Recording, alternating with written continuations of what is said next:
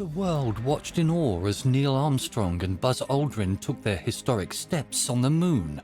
But what most people didn't know was that these American heroes were also members of a secret society, the Freemasons.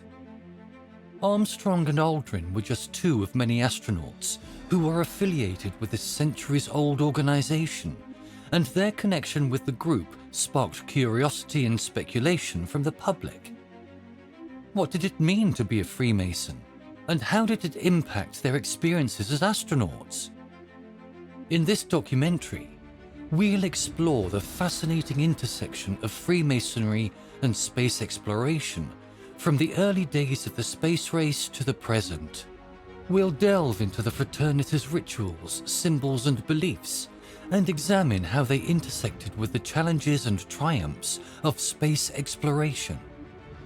We'll meet astronauts like Edgar, who founded the Institute of Noetic Sciences after his Apollo 14 mission, which he credits with sparking his interest in the mysteries of the universe beyond the physical world. We'll also hear about Gordon Cooper, who reportedly carried a Masonic flag to space with him during his Mercury mission, and John Glenn, who was initiated into the fraternity at the Concord Lodge No. 688 in Ohio. Masonic symbolism, including the compass and square, can be seen in the design of spacecraft and spacesuits. Some Freemasons believe that the fraternity has a special connection to the cosmos. We'll explore these theories and examine how Freemasonry has influenced how we approach space exploration and our understanding of the universe. Take a journey to the moon and beyond, exploring the hidden connections between Freemasonry and space exploration. Join us as we uncover the secrets of this fascinating fraternity and its impact on our understanding of the final frontier.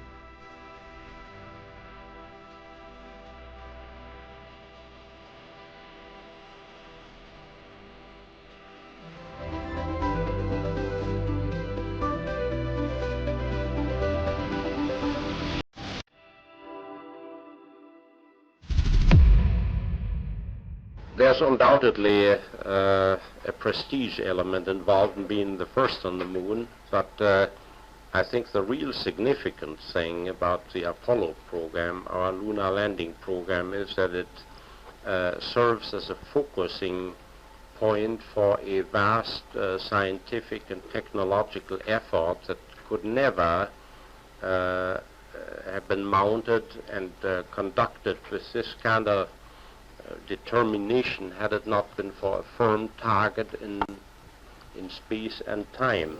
Dr. Werner von Braun, a German-born rocket scientist who had previously worked on the V-2 missile program in Germany, was appointed as the director of the Marshall Space Flight Center in Huntsville, Alabama, which was responsible for developing the Saturn V rocket, the primary launch vehicle for the Apollo missions. While von Braun oversaw much of the technical development of the Apollo program, it was ultimately managed by a team of NASA officials and engineers, including George Muller, who served as the Associate Administrator for Manned Spaceflight, and Christopher Kraft, who served as the Director of Flight Operations. To say Dr. Werner von Braun's past is checkered would be quite an understatement. After his death, information was revealed to the public about his membership in the SS and Nazi Party. Von Braun surrendered to Allied forces and was brought to the United States. In the war's closing days, von Braun and several of his colleagues surrendered to the Allies and were eventually brought to the United States as part of Operation Paperclip. This program recruited Nazi scientists and engineers to work for the US government. At least 1,600 Germans were brought to the United States under Operation Paperclip, and many of them went on to work for the Army and later for NASA. Over and over and over during the 4 years that I knew him and was giving his speeches for him, he would bring up that last card. And remember, Carol, the last card is the alien card. We're going to have to build space-based weapons against aliens, and all of it, he said, is a lie. A lie. I think I was too naive to know at that time the seriousness of the nature of the spin that was being put on the system. And now the pieces are starting to fall into place. We're building a space-based weapon system based on a premise that is a lie, a spin. And Wernher von Braun was trying to hint that to me back in the early 70s and right up until the moment when he died in 1977. What he told me is that there's an accelerated effort in place. He didn't mention a timeline, but he said that it was going to be speeding up faster than anybody could possibly imagine. That the effort to put weapons in space was not only based on a lie, but would accelerate past the point of people even understanding it until it was already up there and too late. While there is no direct evidence we could find of von Braun's potential membership in Freemason groups while growing up in Germany, it is worth noting that the Nazi Party banned Freemasons in Germany and in all territories occupied by the German military during World War II. So membership in the fraternity at the time would have good reason to be kept a secret.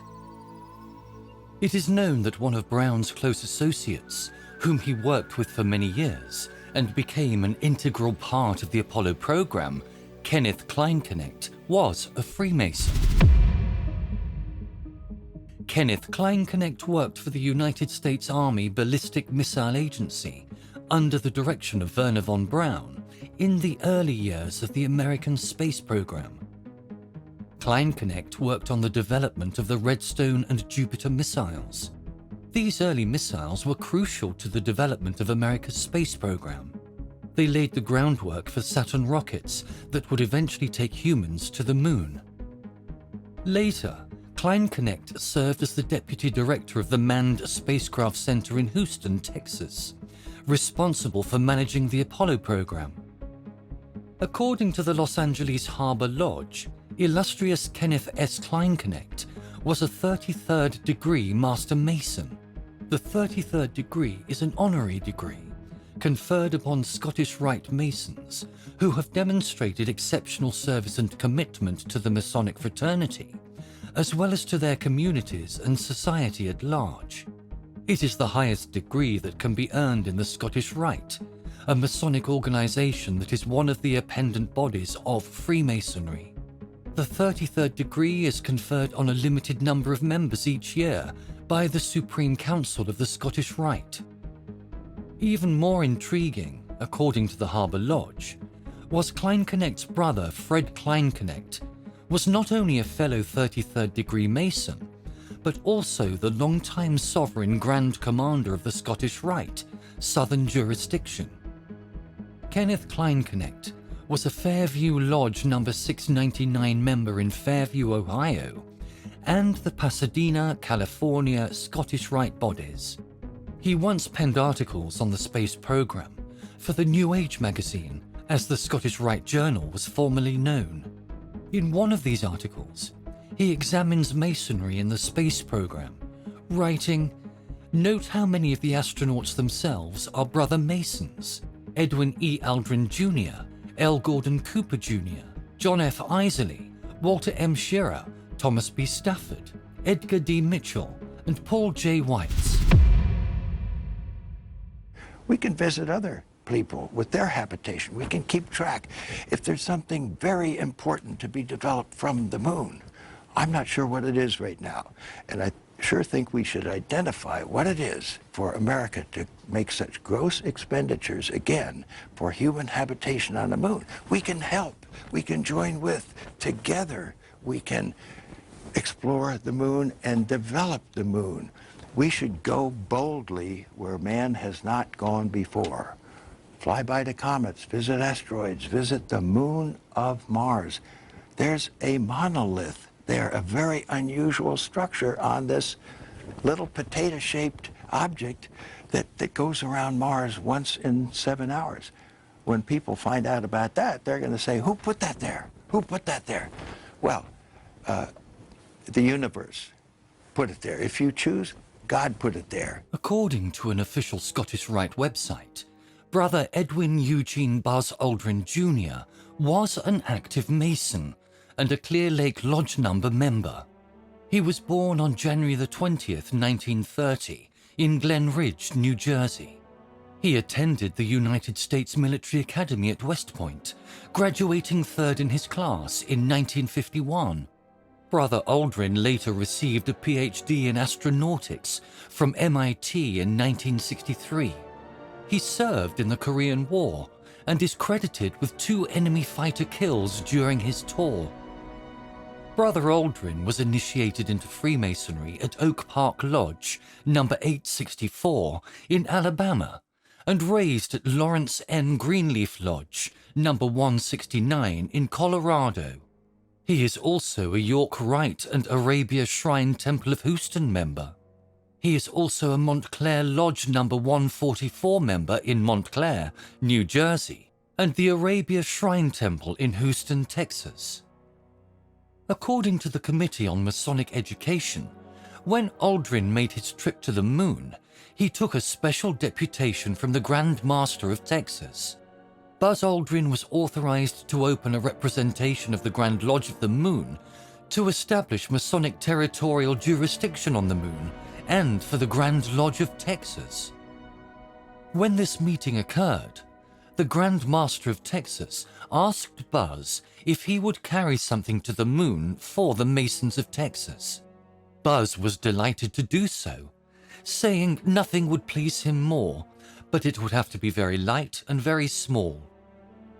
During the deputation, the Grand Master of Texas was quoted as saying, "Whereas I can't be a member of the Apollo 2 lunar landing flight, and whereas the lunar landing will be accomplished shortly now, therefore, to the end and the rules and regulations of said Grand Lodge may be complied with, the ancient customs of the craft in such manner observed, by the power and authority in me vested, and imposed complete confidence in the skill and ability of Colonel of the United States Air Force, Edwin Eugene Aldrin Jr., NASA astronaut, and member of our Clear Lake Lodge number 1417, I do hereby constitute and appoint him my special deputy, granting unto him full power in the premise and purpose of territorial jurisdiction for the most worshipful Grand Lodge of Texas, ancient and free and accepted Masons on the moon, and direct that he shall make due return of his acts hereunto, as required by the laws of said Grand Lodge." Aldrin did carry the flag with him on his space journey, embroidered with the words Supreme Council, 33rd degree, Southern Jurisdiction, USA. After his mission on September the 16th, 1969, Brother Aldrin visited the House of the Temple in Washington, D.C., and presented the flag to Grand Commander Luther Smith. The flag is now located in the House of the Temple's archives. Some argue this flag was a replica of the one he would have left on the moon. I'm Joshua Poole, Museum Curator here at the Scottish Rite House of the Temple in Washington, D.C. Today it is my pleasure to be able to speak to you about the Scottish Rite flag that went to the moon in 1969. Knowing that Buzz Aldrin would be taking part in the Apollo 11 mission, the Supreme Council thought it would be nice if he could take something Masonic with him to infinity and beyond, because he was going where no man, or Mason for that matter, had ever gone before. See what I did there? The Supreme Council felt that a flag that represented the Supreme Council and Freemasonry in general would do the job.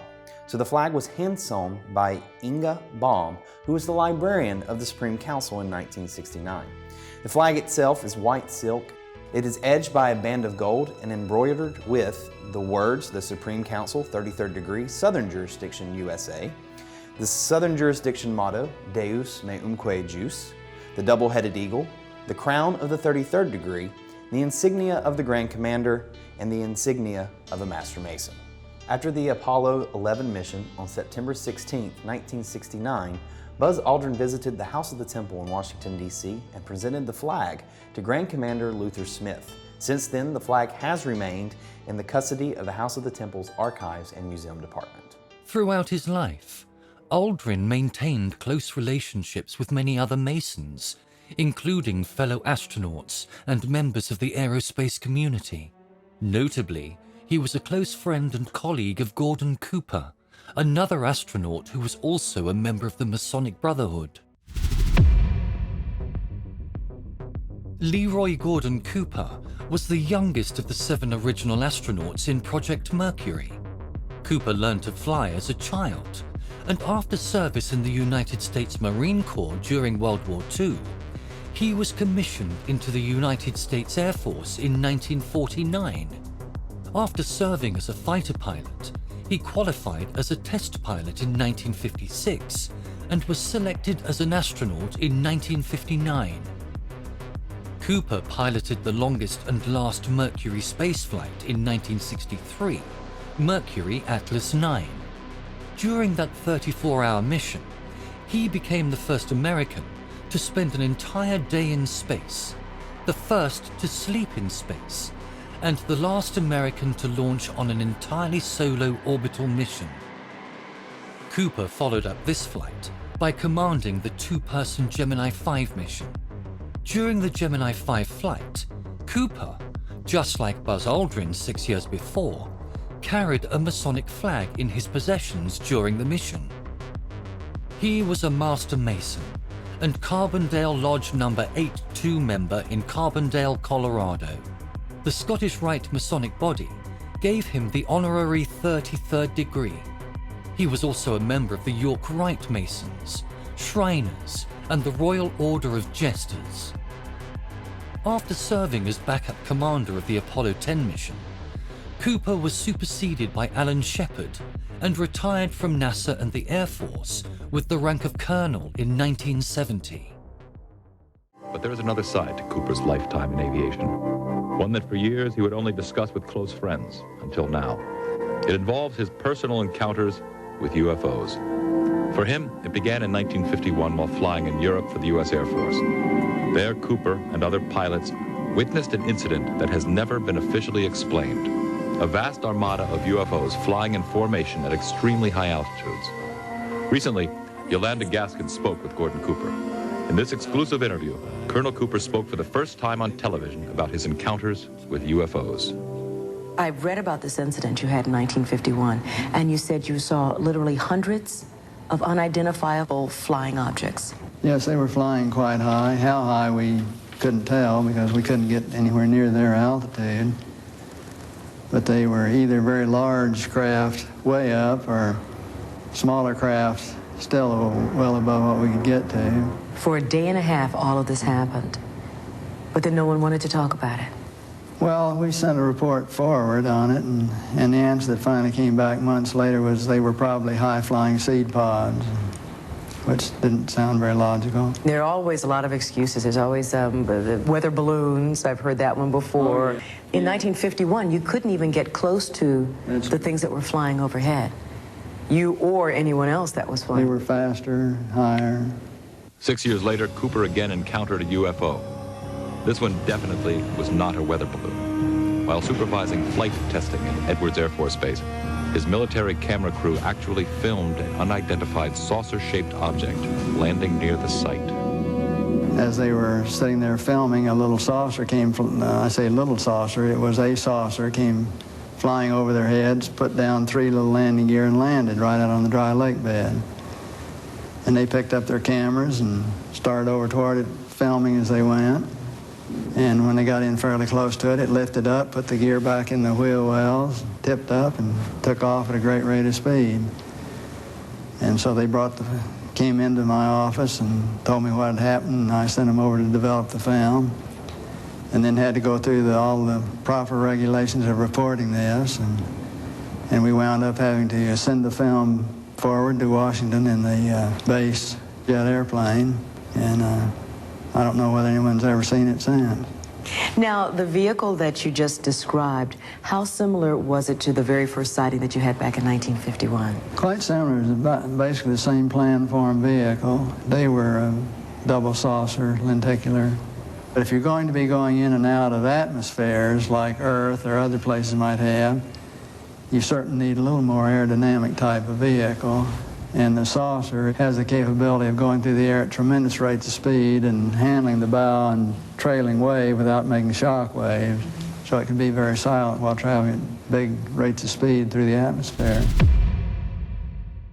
Edgar D. Mitchell was an American astronaut and test pilot who became a renowned astronaut. He famously flew on NASA's Apollo 14 mission in 1971 and became the 6th man to walk on the moon. Edgar D. Ed Mitchell was a Freemason and member of Artesia Lodge No. 29 in Artesia, New Mexico. During the Apollo 14 mission, Mitchell and his fellow crew members, Alan Shepard and Stuart Rooser, landed on the moon's Fra Mauro highlands. Mitchell conducted 2 moonwalks during the mission, totaling over 9 hours on the lunar surface. Mitchell shared in the Presidential Medal of Freedom, awarded for his efforts when he typed 80 lines of code to save the Apollo 14 mission as it descended to the moon in 1971. Amazingly, Mitchell also claimed that top military officials had hidden evidence of UFOs, potentially alien spacecraft, and that they were particularly fond of hovering over White Sands testing range in New Mexico. Mitchell publicly expressed his opinions that he was 90% sure that many of the thousands of unidentified flying objects, or UFOs, recorded since the 1940s belonged to visitors from other planets. Dateline NBC interviewed Mitchell on April the 19th, 1996, during which he discussed meetings with officials from 3 countries who claimed to have had personal encounters with extraterrestrials. He offered his opinion that the evidence for such alien contact was very strong and classified by governments, who were covering up visitations and the existence of alien beings in places such as Roswell, New Mexico. He further claimed that UFOs had provided sonic engineering secrets that were helpful to the US government. Mitchell's 1996 book, The Way of the Explorer, discusses his journey into mysticism and space. In 2004, he told the St. Petersburg Times that a cabal of insiders in the US government were studying recovered alien bodies, and that this group had stopped briefing US presidents after John F. Kennedy. He said, "We all know that UFOs are real. Now the question is where they come from." Thank you so much for coming to meet us. Thank you. Good to see you. Really appreciate Good to see it. you again, James. Really good to see you too, Dr. Mitchell. I have a quick question right out the gate. You can explain some of the stronger evidence to support the fact that UFOs are real. Okay. Being in the military and an aviator for many years, I knew that pilots all over the world, military pilots, airline pilots, and encounter them all the time. Because I grew up in Roswell, I know most of the predominant investigators in the UFO field because of those Roswell connections. And so I have no doubts about it now. Did your opinion change of UFOs before you went up? I had no thoughts about it then, no knowledge of it, except for the fact that I knew of the Roswell incident because I lived there at the time. What we're hearing is kind of some sort of UFO observation of perhaps our space program and NASA, launches. Is that something that you're aware of as well? Yeah. I would not be surprised if we are under surveillance by alien visitors. I think they're interested in everything that we're doing. What do you think, these visitors are doing here around us and around, these launch sites? I think just observing our progress. They're looking to see what is taking place on this planet. On July the 23rd, 2008, Edgar Mitchell was interviewed on Kerrang Radio by Nick Margerison. Mitchell claimed the Roswell crash was real and that aliens have contacted humans several times, but that governments have hidden the truth for 60 years, stating, "I happen to have been privileged enough to be in on the fact that we've been visited on this planet and the UFO phenomenon is real." In an interview with Fox News on July the 25th, 2008, Mitchell clarified that his comments did not involve NASA, but quoted unnamed sources since deceased at Roswell, who confided to him that the Roswell incident did involve an alien craft. Mitchell also claims to have subsequently received confirmation from an unnamed intelligence officer at the Pentagon. In 2015, Mitchell said in an interview with the Daily Mirror that extraterrestrials had been attempting to keep us from going to war with Russia and help create peace on Earth. He also said White Sands was a testing ground for atomic weapons, and that's what the extraterrestrials were interested in. They wanted to know about our military capabilities.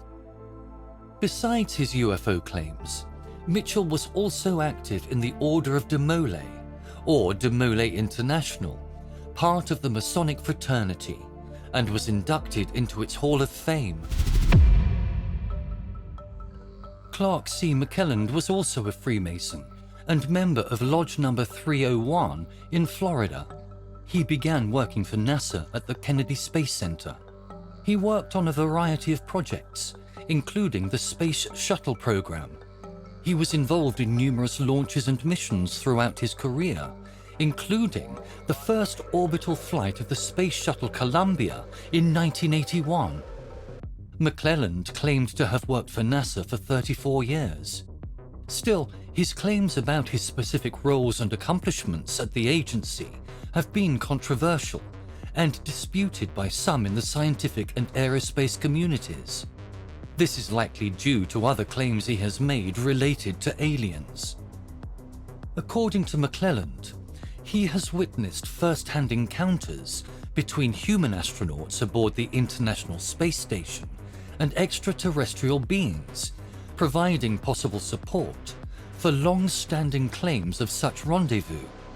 He is on a video claiming to have witnessed an 8 to 9 foot tall entity inside one of the space shuttles. He also claims to have seen a UFO near one of the space pods. While his assertions may seem wild, the UFO community has rallied behind these statements as some of the best evidence of extraterrestrial life. His reports suggest that NASA may be actively concealing information, eerily similar accusations to that made by Edgar D. Mitchell.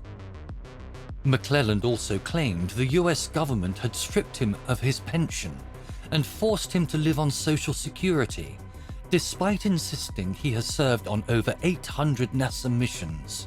Hello, fellow human beings on a wonderful planet we call Earth.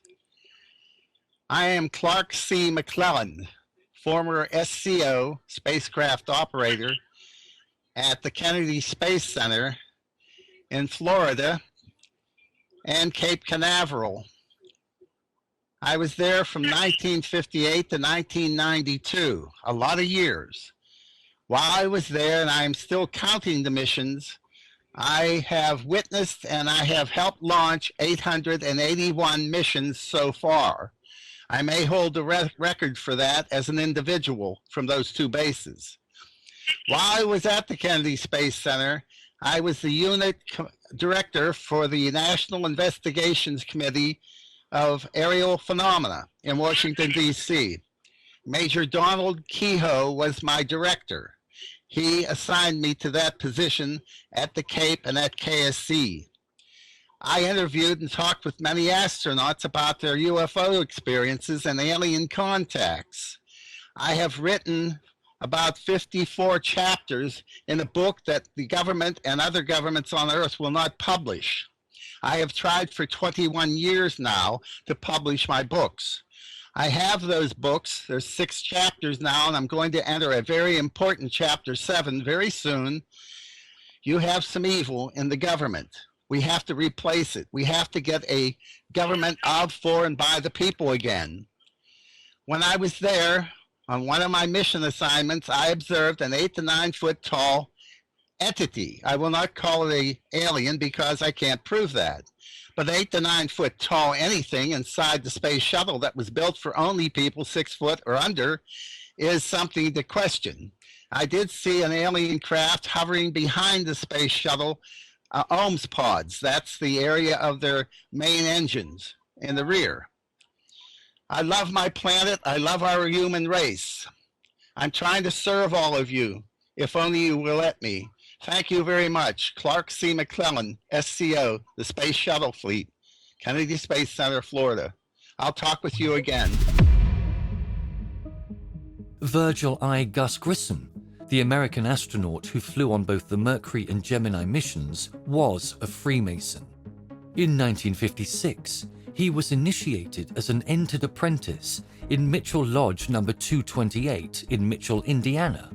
He later passed to the degree of Fellowcraft that same year and was years later raised to the degree of Master Mason. Grissom remained an active member of the Mitchell Lodge and was known for his dedication to the Masonic principles of brotherhood, charity, and truth.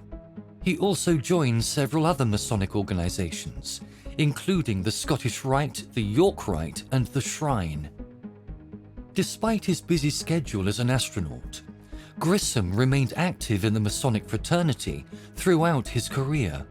He even established a Masonic lodge at the Kennedy Space Center, where he worked as a senior astronaut in the Apollo program. The Masonic Lodge at the Kennedy Space Center is called the Tranquility Lodge No. 2000. The lodge was named after the lunar module used during the Apollo 11 mission. This television transmission has now been running about 42 minutes. Spacecraft now about 176,000 miles from Earth. Virgil I. Gus Grissom was awarded several Masonic honors and distinctions, including the Knight Commander Court of Honor, or KCCH for short, in recognition of his service and dedication to the Masonic fraternity in the Scottish Rite and the York Rite Order of High Priesthood. 19 years and 1 day before the Space Shuttle Challenger exploded, native son Virgil Gus Grissom died along with fellow astronauts Edward White and Roger Chaffee. They died on the launch pad when their Apollo 1 capsule suddenly burst into flame. Thomas B. Stafford was also a 33rd degree Mason. He was a Western Star Lodge No. 138 member in Weatherford, Oklahoma. In 1975, Stafford served as the commander of the Apollo-Soyuz test project flight, the first joint US-Soviet space mission. He became the first brigadier general to fly in space. Stafford flew in the Gemini missions before serving as the commander of the lunar orbiting Apollo 8. Stafford believed that color video would help the public understand the space effort better and helped to create a miniaturized color television camera system used on Apollo 8 through to Apollo 14. Stafford has been recognized with numerous honors and awards for his contributions to the space program and his service to his country, including the Congressional Space Medal of Honor and the Air Force Distinguished Service Medal. Another Freemason, Don F. Isley, was a United States Air Force officer, test pilot, and later a NASA astronaut. He occupied the command module pilot seat during the flight of Apollo 7 in 1968. This was the first manned space mission of the Apollo program. 21 seconds and counting, we have completed our power transfer. The Saturn 1B launch vehicle, which now weighs 1.3 million pounds, is ready to go. Coming up on the 10-second mark. 10, 9, 8, 7, 6, 5, 4, 3, 2. We have ignition. Commit liftoff. We have liftoff. Isley completed 11 days on Apollo 7, orbiting Earth 163 times. For the Apollo 7 missions, Isley performed simulated transposition and docking maneuvers with the upper stage of their Saturn IB launch vehicle and acted as navigator, taking star sightings and aligning the spacecraft's guidance and navigation platform. Another 33rd degree Master Mason was James Edwin Webb. Webb was an American government official who played a significant role in the American space program during the 1960s. He was appointed to the second administrator position at NASA by President John F. Kennedy. He was instrumental in developing the Apollo program, which aimed to land American astronauts on the moon.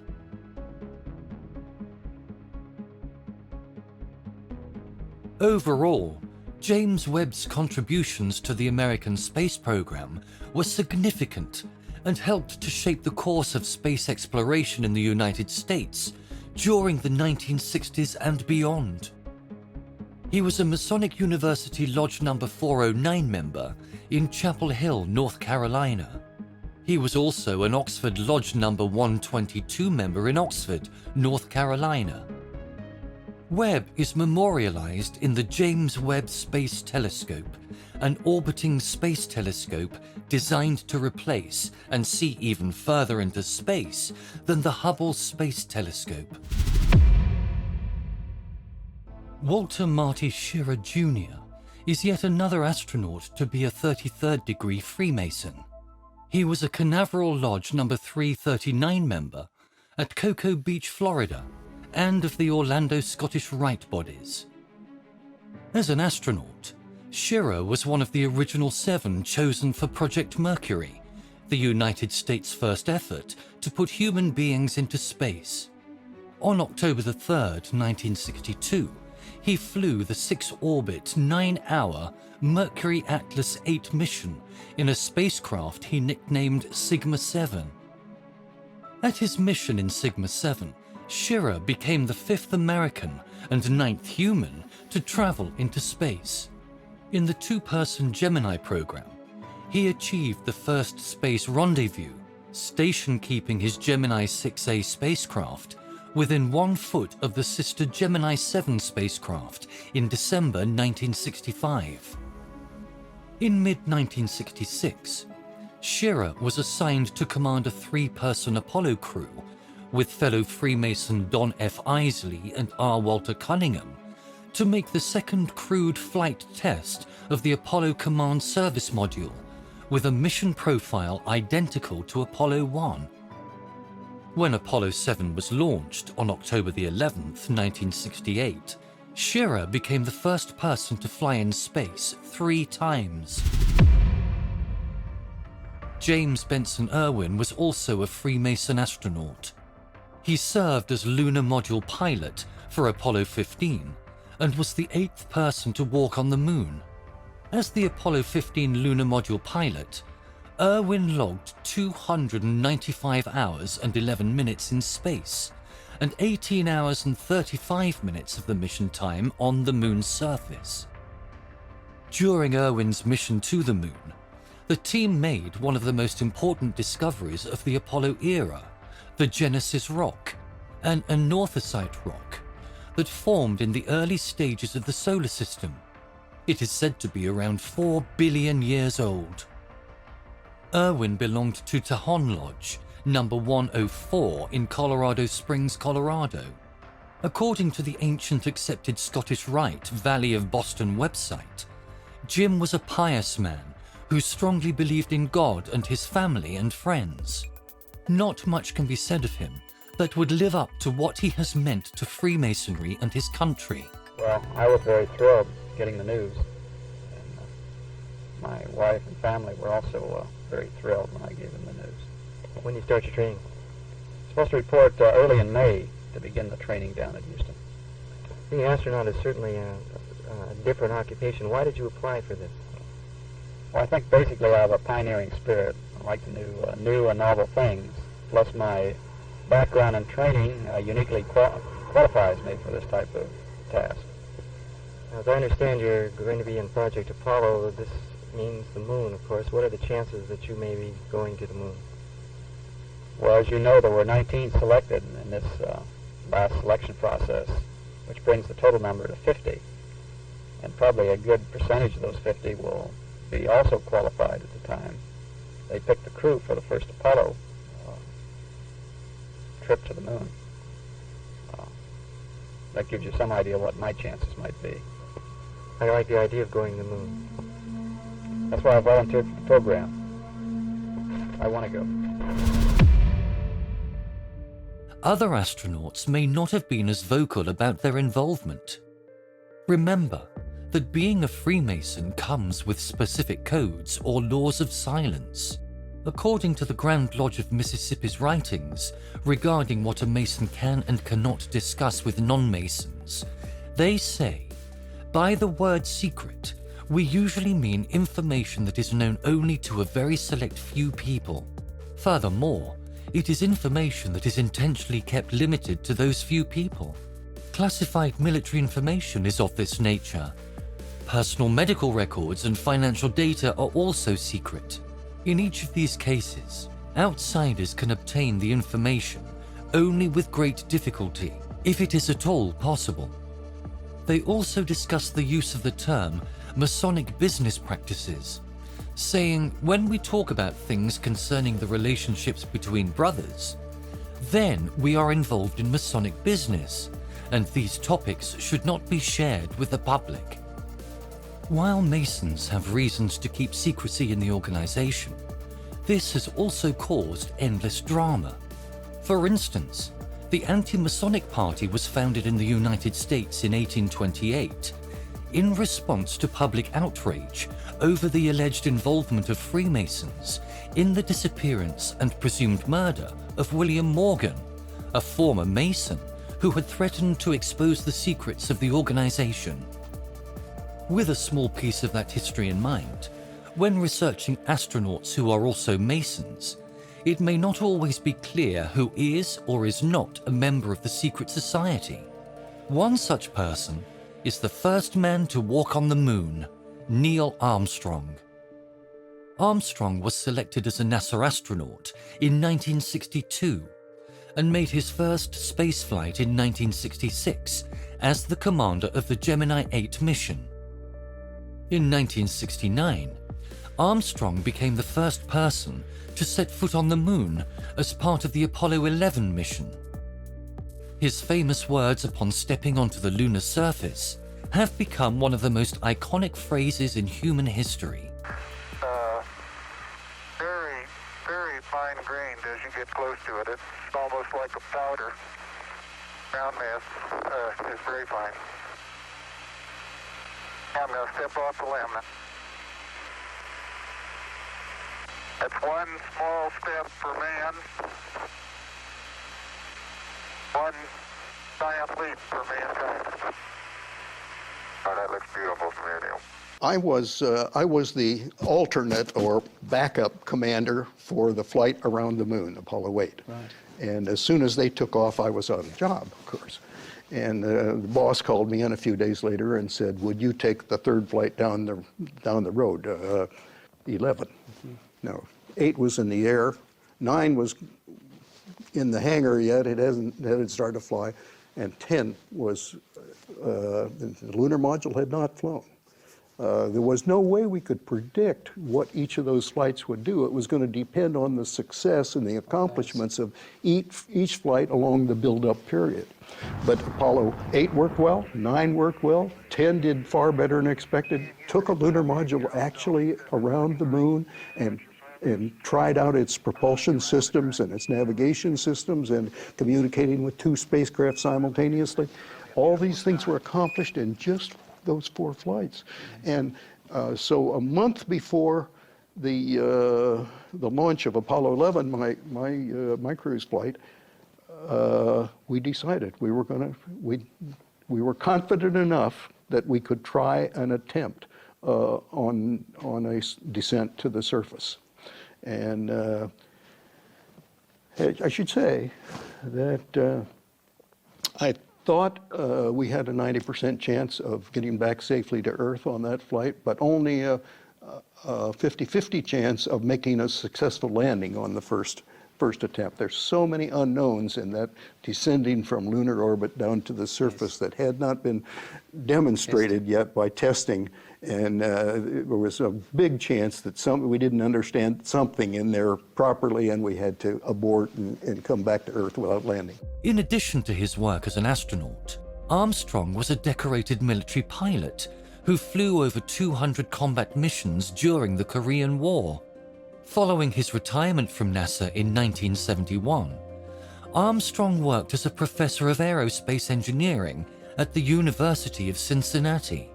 He remained active in the space and aviation communities until he died in 2012.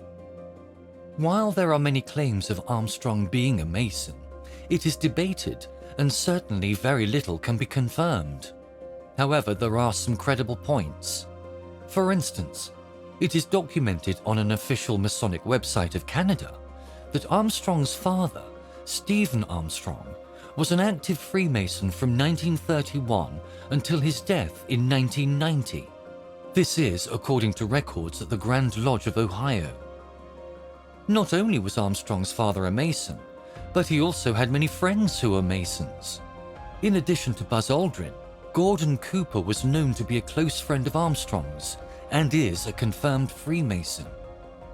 Besides this, another occurrence of Neil Armstrong being referred to as a Freemason occurred on August the 25th, 2012, after the death of the veteran pioneer. The Grand Lodge of Argentina of Free and Accepted Masons issued a statement signed by his Grand Master, Angel George Clavero, where he expresses his pain at the passing of brother Neil Armstrong to the Eternal East. He also mentions individual statues of Armstrong and his companion, Edwin Buzz Aldrin, at the gates of the Grand Lodge of Washington. While Armstrong's Masonic career is still cloudy, other astronauts around him undoubtedly were Freemasons. Another incredibly famous man, known to fellow Freemasons as illustrious John H. Glenn, 33rd degree, achieved fame as the third American to be launched into space and the first American to orbit the Earth, doing so in Project Mercury's Friendship 7 spacecraft in February of 1962. Glenn was an American astronaut, aviator, and politician. He was born in Cambridge, Ohio, and attended Muskingum College, where he studied chemistry and played on the football and swimming teams. In 1942, he enlisted in the US Army Air Corps and later became a pilot in the Marine Corps, flying missions in both World War II and the Korean War.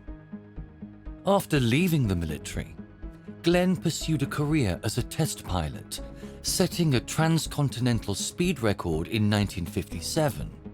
He was selected as one of the original 7 astronauts for NASA's Mercury program in 1959, becoming the first American to orbit the Earth on February the 20th, 1962, aboard the Friendship 7 spacecraft. A Freemason, Glenn was a member of Concord Lodge No. 688 in New Concord, Ohio.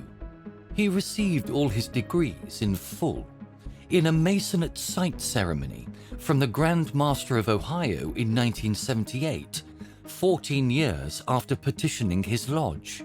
Glenn became a 33rd degree Scottish Rite Mason in the Valley of Cincinnati in 1999. On behalf of the Valley of Cincinnati, I am honored and proud to present this 33rd degree cap, which was worn by Senator John Glenn as a 33rd degree Mason. And so I'd like to present this to the museum and library and have it join his Masonic ring, which he wore In 1998, when he took his second mission into space on the ship Discovery and became the oldest man to orbit the Earth, which is a record he still holds today. Thank you so much for giving this to us and putting it into our care. We're really excited about telling the story of John Glenn, his many achievements, and his involvement with Scottish Rite. We really appreciate it. That's excellent, and we're so glad to add 2 more Masonic artifacts to our Masonic collection here at this museum. As an adult, he was honored as part of the De Molay Legion of Honor by De Molay International, a Masonic youth organization for boys. Glenn eventually served as a prominent United States Senator and as a presidential candidate.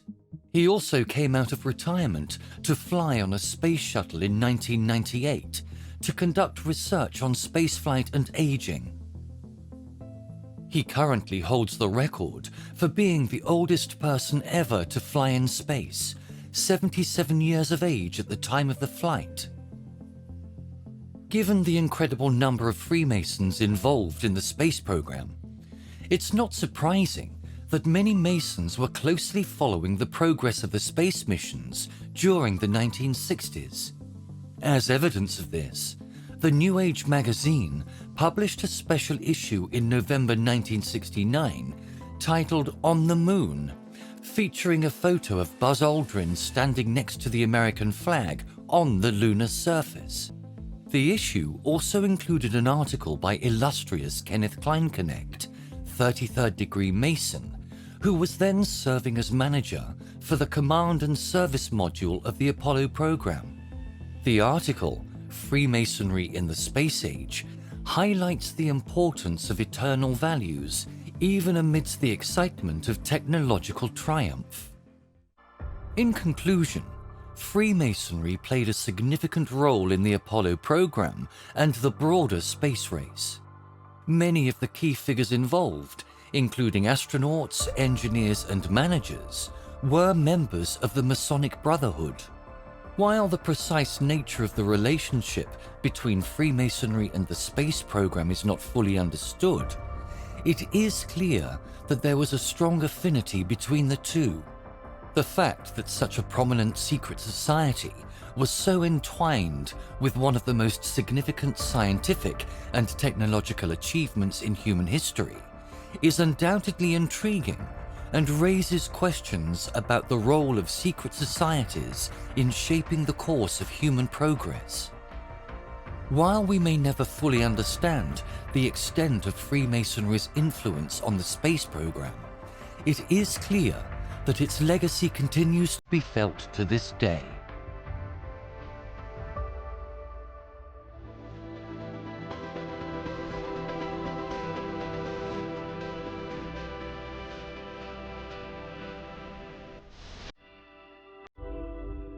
We have ignition.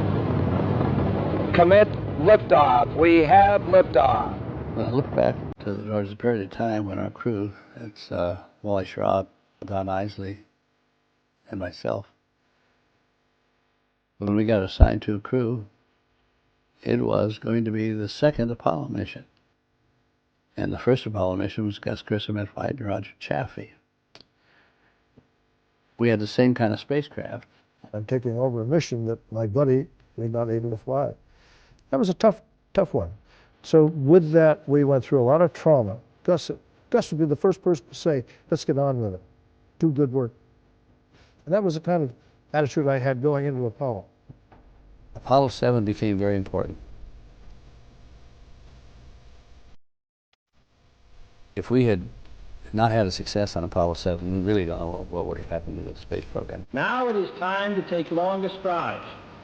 Time for a great new American enterprise. Time for this nation to take a clearly leading role in space achievement, which in many ways may hold the key to our future on Earth. What happened with Apollo was an amazing series of events. We're trying to get to the moon before this decade is out. If you remember what Mr. Kennedy told us. We were smart enough to realize that going into space is different than just going up to 40,000 feet, going supersonic, none of those kind of things. And that's what appealed to us. I think that we wanted to be part of that We didn't mind working 80 hours a week, because we knew we were going to do something different. Apollo 7 was in Earth orbit for 11 days. Today I tell people about this. That was the longest, it was the most ambitious, and the most successful first test flight of any new flying machine ever. And it's still true today, 50 years later. In its complexity and in its application, that it has never been duplicated. That happened, 2 generations ago. What made it work was the teamwork that developed and the understanding of who was responsible for what. We as a team worked, everyone worked, so it showed that equality was necessary. We learned so much in science, space technology, computers much smaller, semiconductors. All of this was from a space program. Back then the objective was to get there. Now our objective is to stay there. We're going to go with a sustainable architecture. The next frontier is going to have to be Mars. And there will come a time when humans will go to Mars. Given a clear goal, I think humanity can accomplish anything.